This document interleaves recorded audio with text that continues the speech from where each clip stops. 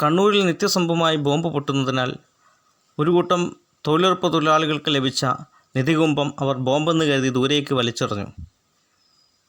ഈ നിധികുംഭം പിന്നീടാണ് തിരിച്ചറിയുന്നത് ഇത് ബോംബല്ല, നിധിയാണെന്നുള്ള കാര്യം. ഇപ്പോൾ ഈ നിധി പോലീസ് കോടതിയിൽ ഹാജരാക്കിയിട്ടുണ്ട്. കണ്ണൂർ ചെങ്ങാളി പഞ്ചായത്തിലെ പരിപ്പായി ഗവൺമെൻറ് LP സ്കൂളിന് അടുത്ത് സ്വകാര്യ ഭൂമിയിലെ മഴക്കുഴി എടുത്തുകൊണ്ടിരിക്കുമ്പോഴായിരുന്നു ഇവർക്ക് ഈ നിധികുംഭം ലഭിക്കുന്നത്. 1968 കേരള ട്രഷർ ട്രോവ് ആക്ട് പ്രകാരം നിധികുംഭം ഏറ്റെടുത്തിട്ടുണ്ട്. ഇത്തരം നിധികുംഭങ്ങൾ ജില്ലാ കളക്ടറും റവന്യൂ വകുപ്പുമാണ് ഇത്തരം വസ്തുക്കളുടെ അധികാരികൾ. അവർ നൽകുന്ന റിപ്പോർട്ടിൻ്റെ അടിസ്ഥാനത്തിലാകും പുരാവസ്തു വകുപ്പ് ഇവ ഏറ്റെടുക്കുന്നതും ഇതിൻ്റെ കാലപ്പഴക്കവും മറ്റും നിർണ്ണയിക്കുകയുള്ളൂ.